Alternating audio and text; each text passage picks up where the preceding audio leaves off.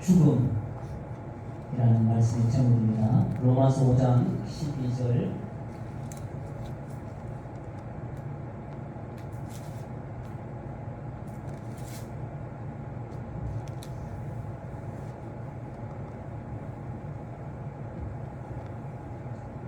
로마서 5장 12절 다같이 큰소리로 읽도록 하겠습니다. 그러므로 한 사람으로 말미암아 죄가 세상에 들어오고 죄로 말미암아 사망이 들어왔나니 이와 같이 모든 사람이 죄를 지었으므로 사망이 모든 사람에게 이르렀느니라. 아멘. 우리 5장 12절 말씀은 이제 어떻게 해서 우리가 이제 사망이 모든 사람에게 이르렀는지를 설명하는 내용이거든요. 우리가 이제 주로 그 남녀 관계에서 한번 생각해 봤을 때, 남녀가 사귀다가 이제 어떠한 이유에서든지 간에 이제 헤어지는 일이 생기잖아요. 그러면 헤어지는 그 사람 입장에서는 그 상대방이 자기에게는 이제 끝난 사람이 되는 거예요. 죽은 사람. 결국 이제 심하게 말하면 사망 상태에 들어간 사람이 되는 거예요. 그러면 내가 이제 저 사람과 헤어졌다는 그 증거, 그러니까 뭘로 확인이 되고 뭘로 증명이 되냐면 헤어진 사람은 이제 치우기 작업을 합니다.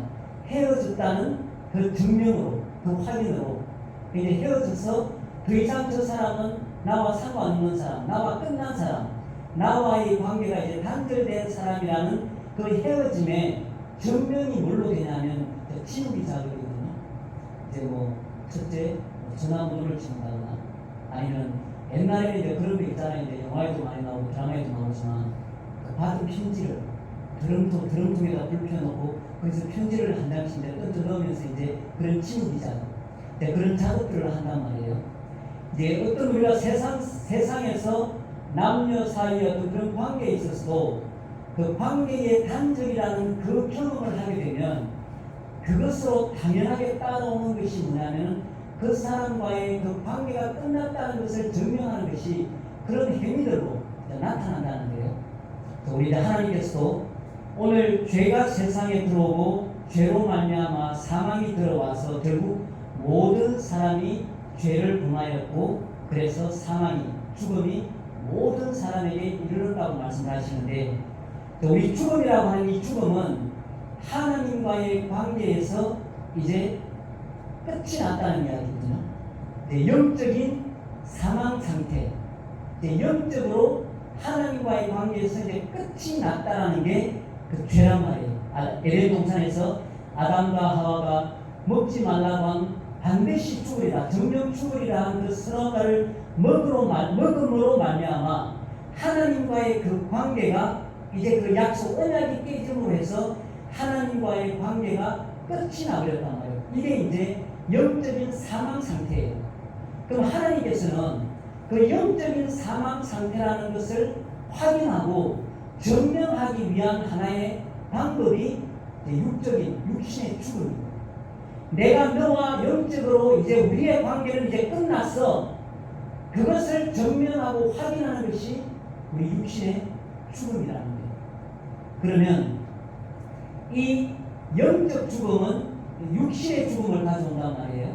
그러면 예수 그리스도를 통하여 우리의 영적인 다시 살리심이 있으면 반드시 그 증명, 그 증거, 그 확인으로 육의 다시 살리심이 반드시 있을 거라고 하는 게 하나님의 성경의 말씀이거든요.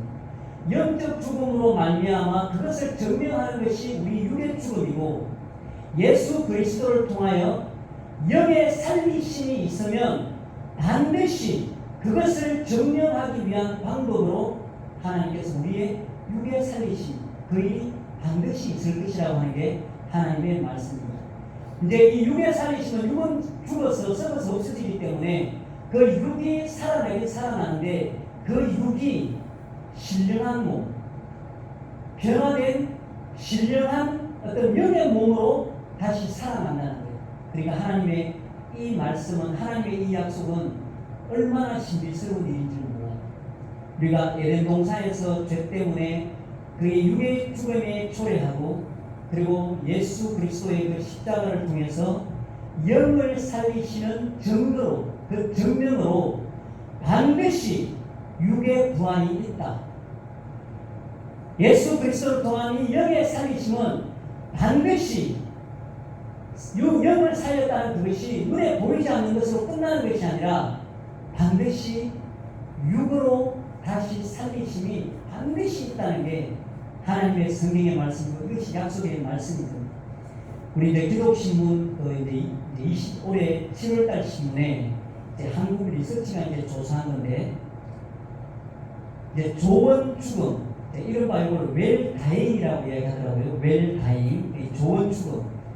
조원 죽음에 대한 그 사회적인 관심도를 이제 조사를 했어요. 한국 리서치에서. 그래서 어떻게 질문을 했냐면 죽음을 준비하는 것이 삶의 일부라고 생각하십니까? 라고 질문하고 또 죽음을 진지하게 생각해 본 적이 있습니까? 라고 이제 그런 적이 있냐라고 물었는데 첫째 질문 죽음을 준비하는 것이 삶의 일부라고 생각합니다가 답변이 89%라는 거예요. 89%가 죽음을 준비하는 게 그냥 그게 남의 일이라든가 나중에 죽고 나서 생각할 일이 아니라 그것이 살아있는 동안에 하나의 삶의 일부로 준비를 해야 된다고 하는 게 89%가 그렇게 답변을 했다고 해요. 또 죽음을 진지하게 내가 생각을 해본 적이 있다. 이것도 84%가 된다. 근데 이제 이 질문은 기독교인들에게만 질문한 내용이 아니라 일반인들 전체를 상대로 한 그런 이제 조사이기 때문에 이제 달라요. 어떤 의미냐면 죽음을 준비하는 것이 삶의 일부라고 생각하십니까? 라는 이 질문에 받아들이는 사람은 다 다르단 말이에요. 이 질문에 대한 그 죽음을 준비한다는 그 말의 의미를 내가 어떻게 받아들이느냐에 따라서 생각하는 관점이 다 다르단 말이에요. 근데 어떻게 생각하든 죽음을 준비하는 것은 필요하다. 그리고 그것은 떨어진 게 아니라 우리 삶의 일부다라고 생각하는 사람이 어쨌든 89% 정도나 된다는 거예요. 그래서 일반적으로 우리가 이제 죽음을 준비한다는 이런 의미는 사실은 노후 준비하는 것하고 관련이 많이 되어 있다고 우리가 볼 수 있습니다. 왜냐하면 그냥 일반적인 그리스도인들이 아닌 사람이 죽음을 준비한다라고 했을 때 그냥 상식적으로 생각할 수 있는 게 어떻게 하면 내가 사는 동안에 어떤 죽음이라는 것이 나를 찾아왔을 때 정말 치료를 못하고 내가 죽으면 어떡하지? 정말 아무것도 없어가지고 그냥 쓸쓸히 병 때문에 고통받다가 죽으면 어떡하지? 그런 생각으로 받아들일 확률이 크기 때문에 아무래도 이런 노후 준비하고 관련이 되어 있다고 이제 볼 수 있습니다. 노후 준비의 그런 불확실성 때문에 비참한 죽음을 상상한다든지 아니면 또 이제 죽음조차도 세상에 속한 것으로 보장받으려고 하는 그런 심리는 어떻게 보면 믿지 않는 세상에 속한 사람들에게는 너무너무 당연하고 일반적이라고 우리가 이제 볼 수 있습니다. 이제 죽음을 준비하는 것이라고 하는 게 이제 어떻게 또 이제 어떤 모습으로 또 어떤 방식으로 내가 죽을 것인가를 생각하기 이전에 죽음이 과연 끝인가 아닌가에 대한 질문이 훨씬 더 본질적인 문제라고 생각합니다. 왜냐하면 우리가 이제 좀 전에 89%가 답변한 게 죽음을 준비하는 것이 삶의 일부라고 대답을 했는데 과연 죽음을 준비한다는 이 말의 의미가 우리가 죽는 그 순간이 우리 인생의 끝일까 아닐까라는 생각 때문에 준비한다는 개념으로 받아들이지는 않았을 거라는 생각이 더 많아요. 왜냐하면 우리가 이제 죽음을 준비하는 사람의 입장에서는 어떻게 죽느냐도 중요한 부분일 수 있죠. 얼마든지 내가 고통받으면서 죽을지 어떻게 편안하게 죽을지도 준비하지만 과연 우리가 죽음의 순간에 직면했을 때 이것이 세상에서 사람들이 말하는 죽으면 끝이지 뭐가 돼 있어 라고 말하는 사람들처럼 과연 끝인가 아닌가에 대한 그 질문이 훨씬 더 중요한 겁니다. 그래서 믿지 않는 사람이라 할지라도 죽고 난 이것이 정말 끝이 아닐 수도 있다라고 생각을 한다면 그 사람은 죽음을 준비하는 것이 한 가지겠죠. 이 죽음 후에 반드시 끝이 아닌 다른 시작이 있을 것이라고 조금이라도 생각을 해본다면 그 사람은 죽음을 준비하는 그 마음의 자세가 완전히 달라질 겁니다. 그리고 89%가 그렇게 생각한다라고 이야기했는데 정말 그 89%로 답한 사람들이 죽음의 끝이 아니라 반드시 그 후에 다른 세상이 있다라고 생각하고 이 답변을 했다면 이 사람들은 교회를 나와야 되겠죠. 하나님을 믿고 예수님을 믿어야 되겠죠. 그리고 오늘날 교회가 진짜 적은 교회들도 마찬가지지만 교회가 텅텅 비고 예수 믿는 사람의 숫자가 자꾸 줄어드는 그런 일이 일어나지 않겠죠. 그러니까 이 말에 죽음을 준비하는 즉 삶의 일부라고 답변한 이 말의 답변의 의미는 죽음이 끝이다 아니다의 그런 준비가 아니라는 거예요. 쉽게 말하면 아까도 말씀드렸지만 어떻게 하면 좀 더 고통 없이 그렇게 내 죽음을 맞이할 수 있을까 그 부분이지 끝에 대한 그 준비는 아니라고 생각합니다. 죽음을 준비하는 것이 삶의 일부라고 답변한 89%는 아마도 죽음이 과연 끝인가 아닌가에 대한 그런 준비가 아니라 어떻게 하면 세상에서 편안한 죽음을 맞이할 것인가에 대한 준비라고 봐야 될 것 같습니다. 만약 그리스도인들에게 죽음을 준비하는 것이 삶의 일부라고 생각하십니까? 라고 묻는다면 우리는 100% 그렇다라고 답해야 되고 또 더 나아가서는 죽음을 준비하는 것이 삶의 전부라고 답할 수 있어야 됩니다. 왜냐하면 그리스도인들에게는 죽음이 삶의 끝이 아니라 새로운 시작이기 때문에 결국 죽음을 준비하는 것이 삶의 전부일 수밖에 없는 것이기 때문입니다.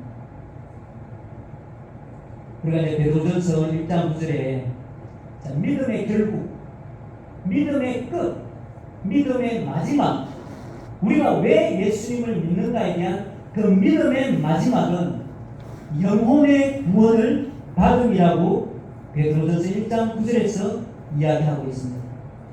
믿음의 결국은 우리가 지금까지 단 한 번도 경험해보지 못한 상상조차 하기 힘든 새로운 시작이 될 것이라는 게 확실합니다. 우리 이 믿음 때문에 우리가 이제 예수님을 믿고 하나님을 믿고 우리가 이제 신앙생활을 하는데요. 믿음의 결국 이 영혼의 구원받음이라는 이 믿음의 결국이라는 일이 우리에게 일어나지 않는다면 이 세상에 살고 있는 모든 사람들 중에 가장 비참한 사람이라고 성경은 말합니다. 그래서 다시 한번 말씀드리지만 이 믿음의 결국 그 후에 우리가 경험할 것은 우리가 상상해도 더 이상 상상할 수 없는 그런 정말 깜짝 놀랄 만한 새로운 시작이 우리에게 반드시 일어날 것입니다. 하나님의 말씀은 분명히 그렇게 말하고 있습니다. 새로운 시작이 얼마나 위대한 시작인지를 분명히 말씀하고 있습니다. 자, 우리가 이제 아기를 임신했을 때 엄마 뱃속에서 10달을 있어요. 그 10달을 있다가 세상에 나오면 요즘은 한 100년 가까이도 사니까 100살을 살면 몇 배를 살아요? 1년이라는 시간을 보내고 거기에 100배를 살아요.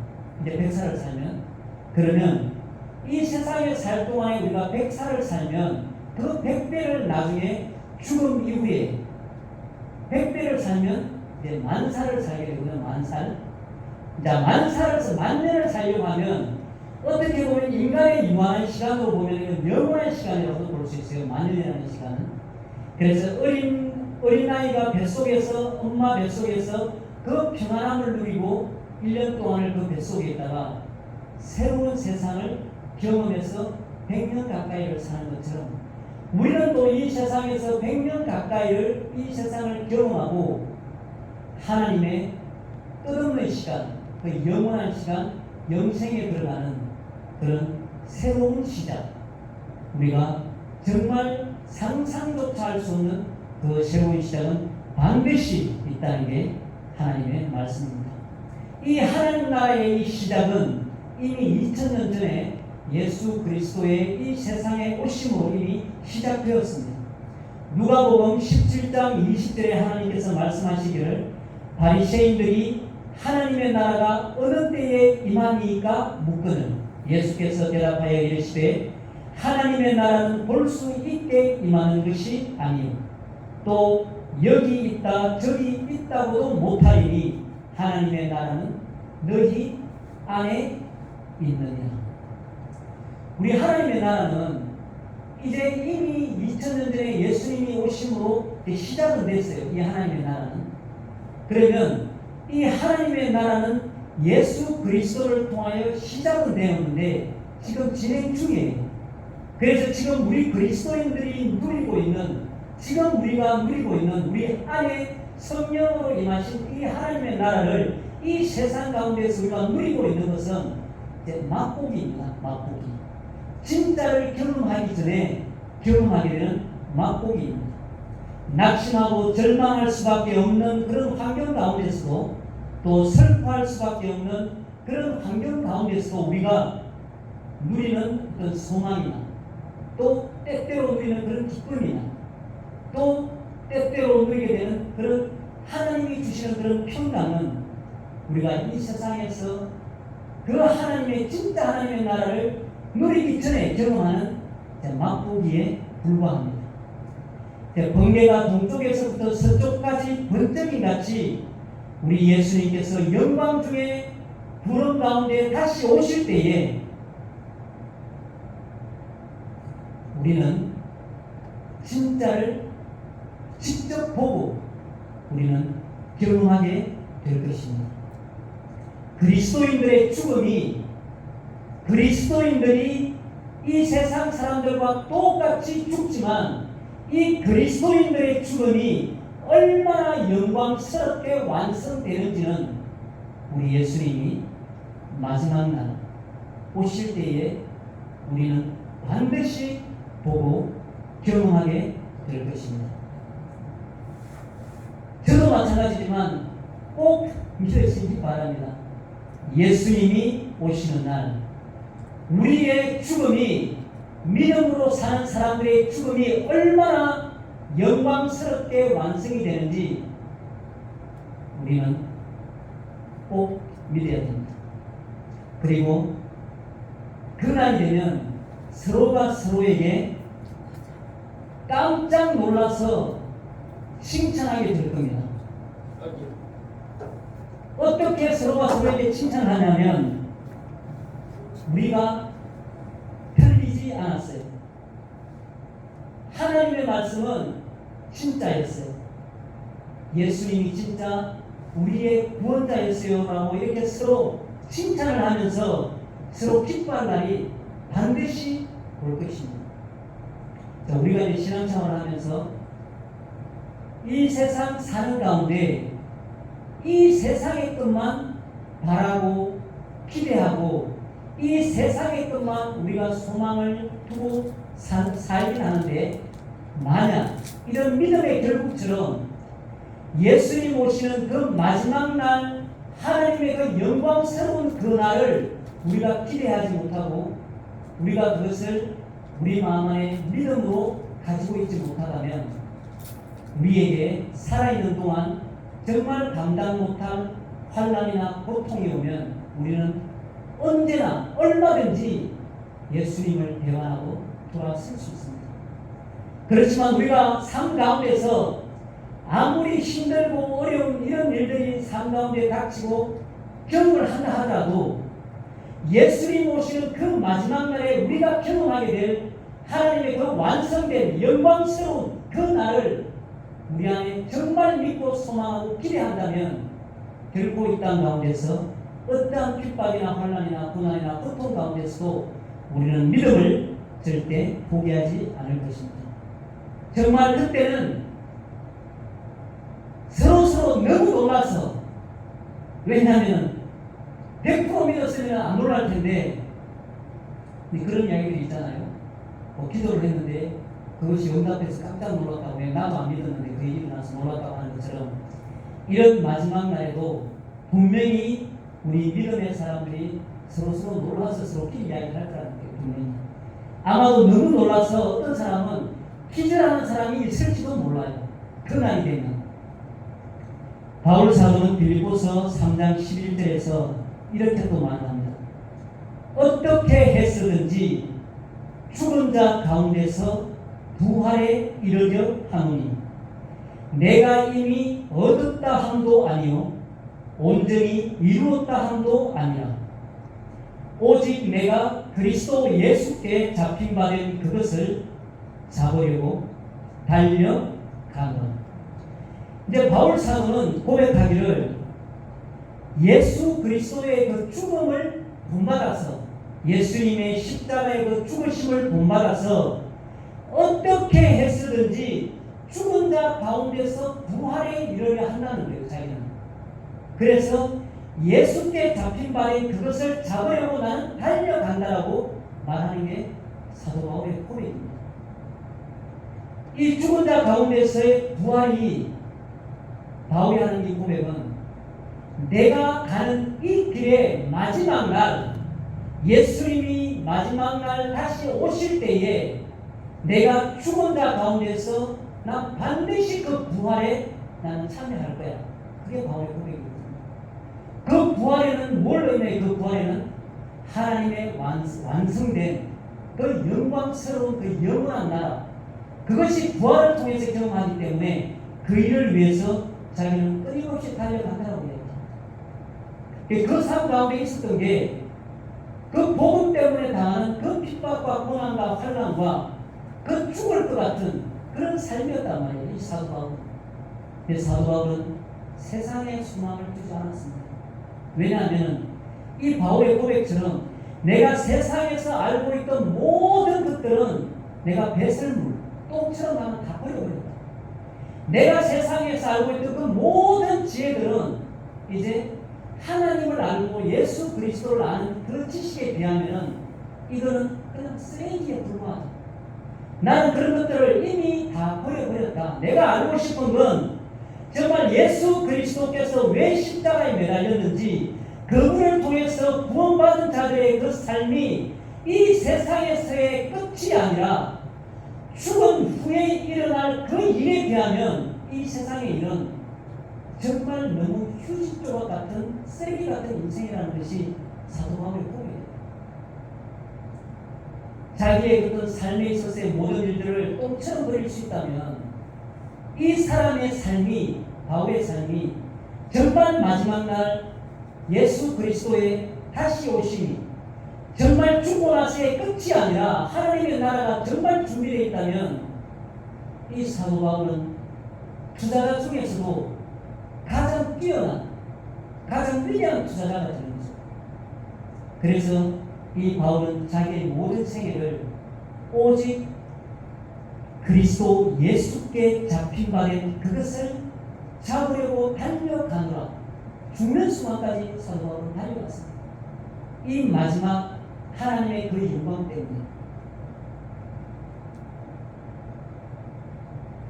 이런 사도 바울의 고백처럼 이제 우리는 죽음을 두려워하지 맙시다. 죽음을 이제 겁내지 맙시다. 왜냐하면 우리가 이렇게 믿음 안에서 그래도 세상에서 봤을 때 평안하게 무덤 가운데 묻히고 예수님 오시는 날 우리가 다시 영광스러운 몸으로 부활할 수 있다면 감사한 일이지만, 우리가 죽기 전 이 세상 가운데서 단 한 번도 경험해보지 못한 요한계시록에 나오는 그 환난의 때처럼 그러한 때를 우리가 당하게 된다면 우리는 그 죽음의 두려움 앞에서 어떻게 할 것인가? 그 죽음의 그 두려움 앞에서 겁내지 않고 이 바울 사도의 고백처럼 끝까지 달려갈 수 있겠는가? 우리는 과연 그렇게 할 수 있겠는가라는 문제입니다.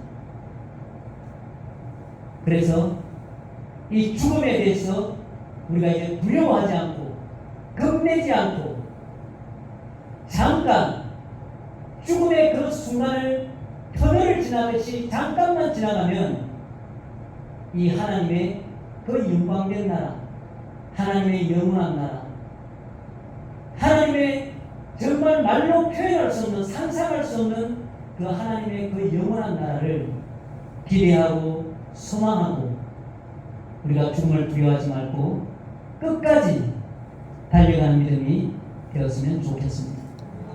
그래서 이 그리스도인들의 죽음에 대한 준비는 바로 두려워하지 않는 마음입니다. 우리 그리스도인들이 죽음을 어떻게 준비해야 될까? 내가 자식들을 고생시키지 않고 좀 더 평안하게 죽을 수 있을까? 이런 문제들이 아니라 우리의 죽는 모습은 어떤 그런 환난 때문에 당하는 핍박이나 박해 때문에 비참한 죽음이라 할지라도 우리 그리스도인들의 죽음에 대한 준비는 두려워하지 않는 마음, 그게 죽음을 준비하는 우리 마음의 자세입니다. 어떤 일이 있어도 어떤 상황, 어떤 세상에서의 그런 풍파가 일어나도 그리고 목숨의 위협으로 설령 그것 때문에 우리가 죽는 한이 있더라도 그 하나님의 완성된 영광된 그 나라를 소망하고 그거를 바라보고 우리는 죽음을 두려워하지 않는 그 마음, 그것이 우리가 죽음에 대한 준비입니다.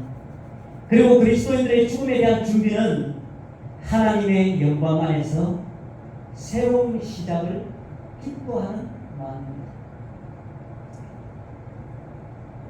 근데 스데반의 죽음도 마찬가지고 이제 베드로의 죽음도 마찬가지고 이제 그 돌에 맞으면서 만약에 그냥 우리가 이제 웃는 걸 뭐 희죽희죽 웃는다거나 뭐 베드로가 십자가에 거꾸로 못 박혀서 뭐 하하하 웃는다거나 그러진 않죠, 당연히. 그렇지만 우리 마음 안에 깊은 곳에 정말 하나님의 성령께서 주시는 그 기쁨은 십자가에 거꾸로 못 박힌 그 상황에서도 하나님께서는 그 기쁨을 주실 것이고, 그리고 스데반이 돌에 맞아 죽는 그 순간에도 그 마음 깊은 곳에 하나님이 주시는 그 기쁨은 반드시 있을 것입니다. 그래서 저들의 죄를 용서하여 주십시오. 왜냐하면 나는 하나님의 그 영광의 나라를 내가 눈으로 봤기 때문에 그것이 고통스러운 것이 아니라 새로운 시작을 기뻐하는 그 마음 때문에 그 죽음을 담대히 받아들일 수 있는 겁니다. 그래서 우리는 죽음에 대한 준비를 두려워하지 않는 마음으로, 그리고 새로운 시작을 기뻐하는 마음으로 우리는 죽음을 준비해야 되겠습니다. 고린도전서 15장 54절에는 이렇게 말씀하고 있습니다. 이 썩을 것이 썩지 아니함을 입고 이 죽을 것이 죽지 아니함을 입을 때에는 사망을 삼키고 이기리라. 기록된 말씀이 이루어지리라. 우리가 이제 육체는 무덤에 들어가면 다 흙으로 돌아가니까 다 썩죠, 이제 거기서. 그런데 이 썩어 없어질 이 죽을 것이 죽지 아니함을 입을 때 하나님의 주시는 그 신령한 몸으로, 영의 몸으로 다시 살아날 때, 아까 처음에 말씀드렸지만 영의 예수 그리스도의 십자가의 그 피, 그 부활을 통해서 영의 살리심이 있으면 내가 너희들의 영을 살렸다는 그 정도로, 그 정명으로 반드시 육의 살리심이 있는데, 그것이 바로 죽을 것이 죽지 아니함을 입을 때에 우리가 부활의 몸, 영광스러운 신령한 몸으로 다시 살아날 때 사망을 삼키고 이기리라 이 말씀이 이루어지리라.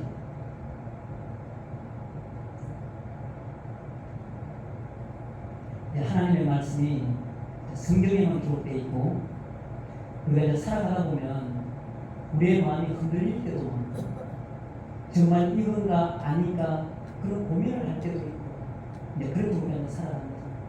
그렇지만 구약 때와 달리 이제 신약 때에는 예수님이 오시고서는 우리의 그런 약한 마음을 아시고 그리고 범죄하고 그리고 죄 가운데 갈 수밖에 없는 그런 우리의 인생들을 하나님 너무 잘 아시기 때문에 우리 안에 성령을 보증으로 주셨어요. 그래서 때때로 쓰러지고 넘어진다 할지라도 끝내는 우리 안에 있는 성령께서 우리를 붙드시고 우리의 마음과 생각을 지켜서서 끝날까지 우리를 지키시겠다는 것이 하나님의 말씀이고 약속입니다. 죽을 것이 죽지 아니함을 입을 때에는 사망을 삼키고 이기리라. 이 일이 반드시 우리에게 일어날 줄을 흔들리지 않고 믿을 수 있기를 바랍니다.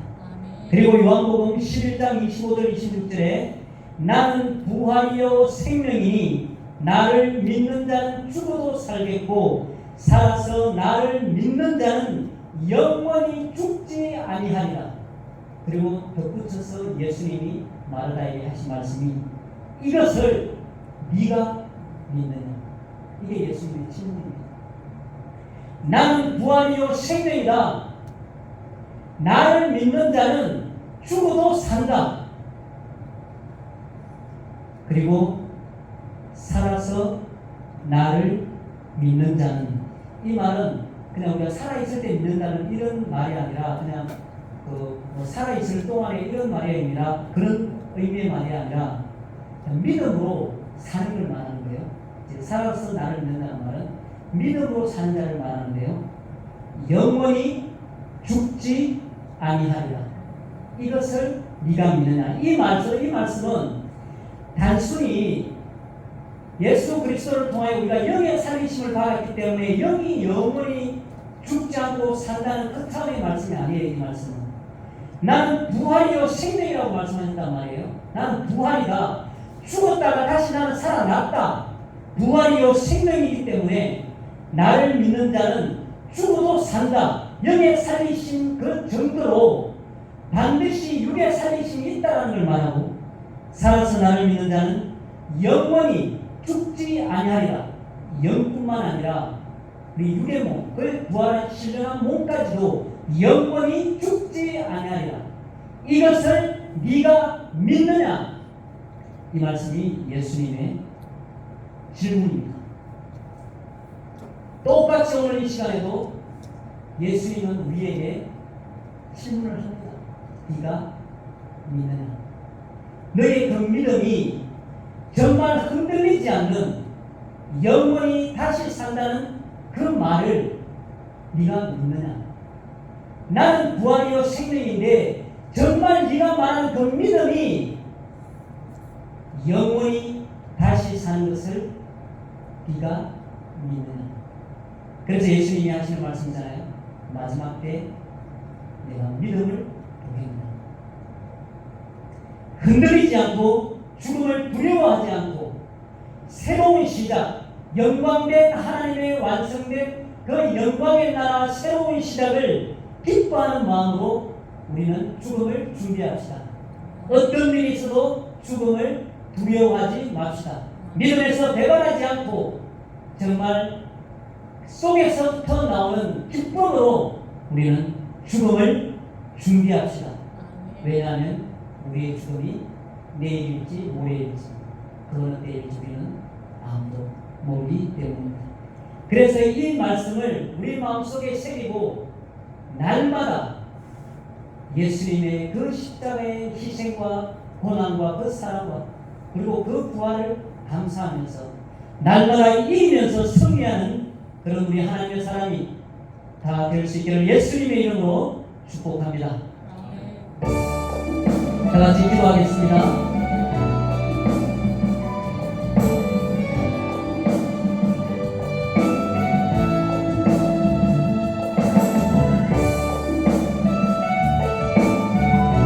아버지 하나님 감사합니다. 오늘 예수님이 우리에게 질문하시기를 나는 부활이요 생명이니 나를 믿는 자는 죽어도 살겠고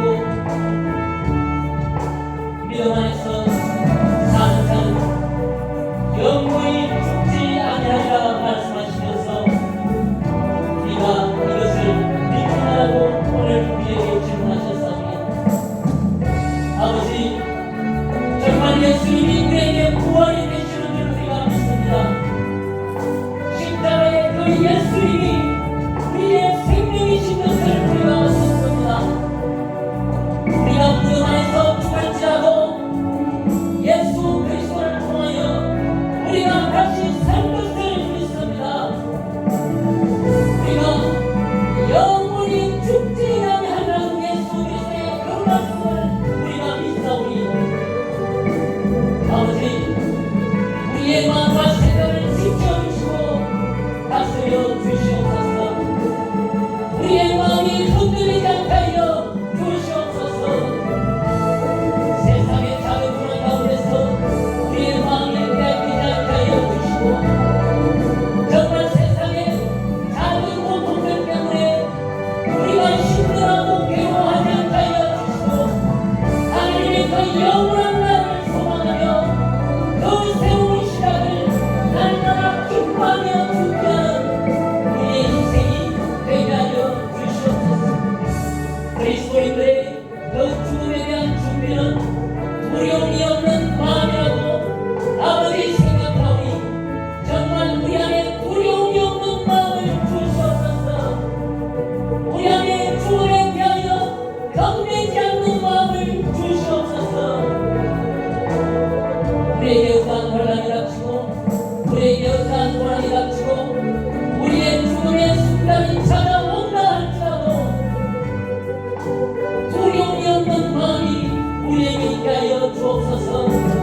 정말 하나님의 그 영광된 완성된 하나님의 그 나라를 소망하고 그 나라를 생각하며 정말 우리 안에 두려움이 없는 마음이 되게 하여 주시옵소서. 우리 안에 정말 하나님이 주시는 그 새로운 시작 때문에 우리 안에 기쁨이 있게 하여 주시고 날마다 영원한 것을 생각하며 날마다 영원한 나라를 사모하는 소망하는 우리의 인생이 되게 하여 주시옵소서. 사도 바울이 고백한 것처럼 그 하나님의 그 나라를 향하여 쉬지 않고 끊임없이 달려가는 그 믿음을 우리가 본받게 하여 주시고, 이제 이 세상 가운데서 예수 그리스도께서 들어가신 그 발걸음을 우리도 따라 들을 수 있게 하여 주시옵소서.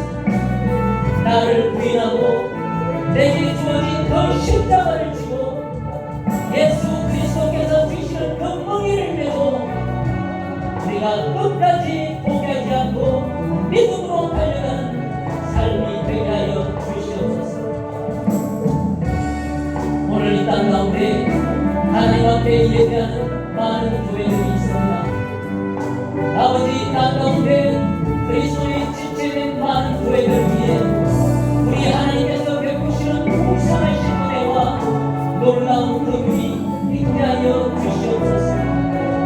오늘 이 시대에 복음의 불씨가 꺼져가고 있는 이 시대에 다시 한번 하나님의 교회들을 통하여 예수 그리스도인들의 그 입술을 통하여 다시 한번 하나님의 그 복음이 예수 그리스도의 그 진리의 복음이 다시 한번 불꽃처럼 일어나게 하여 주시옵소서. 하나님을 알지 못하는 많은 사람들이 정말 죽음이 끝이 아니라 다시 시작되는 것을 알게 하여 주시고 정말 올바른 죽음을 준비할 수 있도록 인도하여 주시옵소서. 이 본교 지역에 역사는 모든 은혜를 보시와 우상으로 높이 세워진 모든 견고한 질서이 예수 그리스도의 이름 앞에 다 무너지게 하여 주시고 오직 하나님의 말씀이 담대히 선포되게 하여 주시옵소서. 이 은혜의 교회 가운데 믿음의 방패를 들고 악한 자의 모든 불화살을 다 소멸할 하나님의 일꾼들이 세워지게 하여 주시고 성령에도 하나님의 말씀을 소유한 믿음의 군사들과 용사들이 하나님의 영광을 위하여 이 자리에 세워지게 하여 주시옵소서. 오늘 하루 남아있는 시간